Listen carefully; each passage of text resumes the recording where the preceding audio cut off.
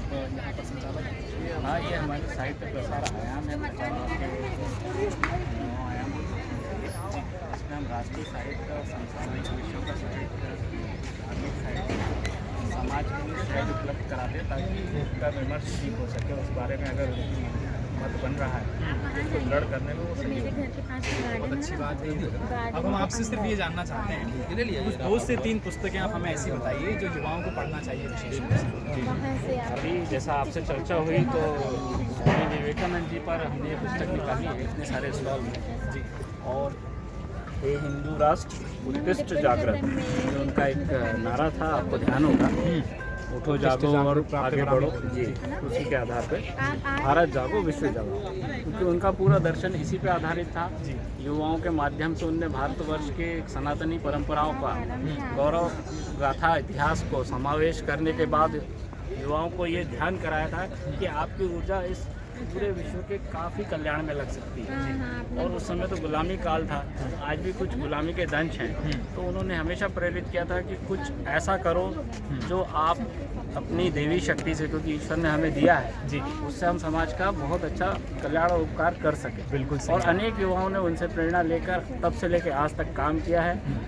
स्वामी विवेकानंद जी के विचारों को आप जानते हैं।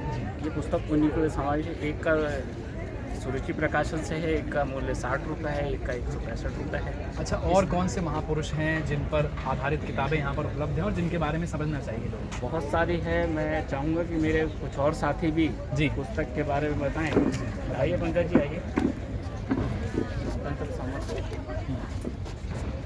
एक और कोई ले लीजिए, 2 किताबें ले लीजिए।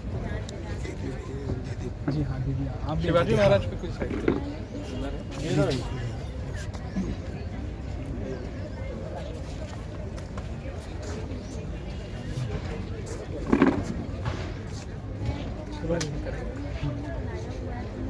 तो क्या नाम है आपका? मेरा नाम पंकज महाडिक है। पंकज महाडिक जी के हाथ में एक किताब दिख रही है, 1857 का स्वातंत्र्य समर। ये जो भी लोग विभाजन या फिर आप कह लीजिए कि जो आज़ादी की पहली क्रांति थी 1857 की, इसके बारे में जानकारी हासिल करना चाहते हैं, उनके लिए कुछ शुरुआती पुस्तकों में से ये हो सकती है। क्या मैं सही कह रहा हूँ?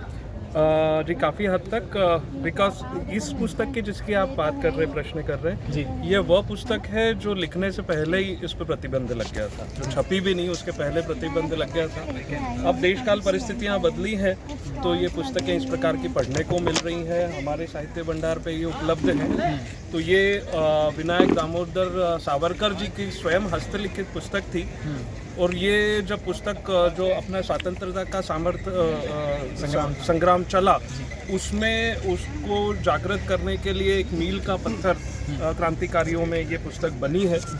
जैसा कि मैंने बताया कि पुस्तक लिखने से पहले प्रतिबंधित होने वाली ये एकमात्र पुस्तक है इतिहास की। और ये पुस्तक उस समय पे हाथ से लिख के और क्रांतिकारियों में प्रसारित की जाती थी। तो ये पुस्तक है स्वयं सावरकर जी के लिखी हुई, ये भी हमारे यहाँ पर उपलब्ध है। ऐसी कई सारी पुस्तकें। इसी प्रकार छत्रपति शिवाजी महाराज से संबंधित साहित्य में से एक पुस्तक में यहाँ पर मेरे हाथ में है। तो